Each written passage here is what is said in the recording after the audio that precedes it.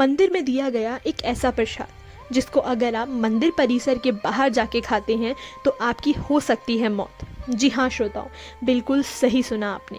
आज मैं आपको एक ऐसे मंदिर की कहानी सुनाने वाली हूँ जो आपने शायद ही कभी सुनी होगी। ये कहानी है गुजरात के मोहाली डिस्ट्रिक्ट में स्थित एक जैन स्थल की, जहाँ पर पूजा की जाती है घंटा करण जी महाराज की।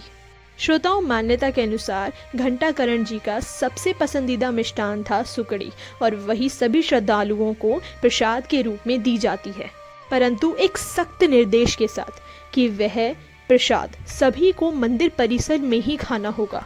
परंतु कुछ लोग ऐसे होते हैं जो कि कुछ परंपराओं को तोड़ने में यकीन रखते हैं, और जो लोग उस मिष्ठान को मंदिर परिसर के बाहर खाते हैं उनके साथ बद से बदतर होता है। अब मान्यता के अनुसार इसके पीछे यह कारण है कि घंटा करण जी का सबसे पसंदीदा मिष्ठान, जैसा कि मैंने आपको बताया, सुकड़ी है। वैसे ही घंटा करण जी को बिल्कुल पसंद नहीं है कि उनका स्वादिष्ट मिष्ठान कहीं पर ज़रा सा भी गिर जाए और वेस्ट हो, क्योंकि सुकड़ी का गिरना यानी उनके पसंदीदा मिष्ठान का गिरना घंटा करण जी के अपमान के समान होगा। इसलिए कहा जाता है कि दिए गए प्रसाद को मंदिर परिसर में ही खाना होगा।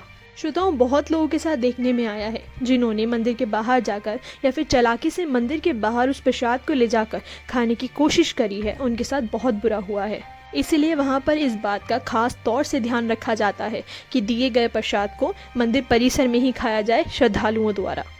अब आपके मन में एक सवाल ज़रूर उठा होगा कि महाराज का नाम घंटा करण क्यों रखा गया। श्रोताओं, इसके पीछे भी एक बहुत ही अद्भुत कहानी है।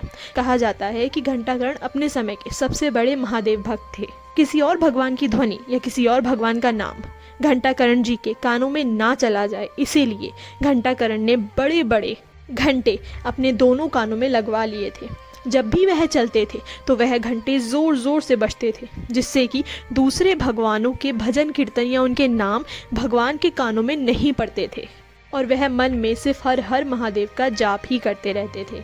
उनकी इस भक्ति भाव से खुश होकर महादेव ने उनको अपना सबसे प्रिय भक्त भी बना लिया था। अपने कानों में बड़े बड़े घंटे बांधने की वजह से उनको सभी घंटा करण बोलते थे। कमेंट सेक्शन में मुझे ज़रूर बताइएगा, क्या आप कभी गुजरात के मोहाली डिस्ट्रिक्ट में स्थित इस जैन स्थल में कभी गए हैं, और क्या आपने कभी घंटा करण महाराज का स्वादिष्ट व्यंजन यानी सुकड़ी खाया है। तब तक के लिए मैं आपसे आज्ञा लेना चाहूँगी। जल्द लौटूंगी एक बहुत ही सुंदर कहानी के साथ। सनातन धर्म के ऐसे ही रोचक तथ्य जानने के लिए मेरे चैनल को ज़रूर सब्सक्राइब करें। हर हर महादेव।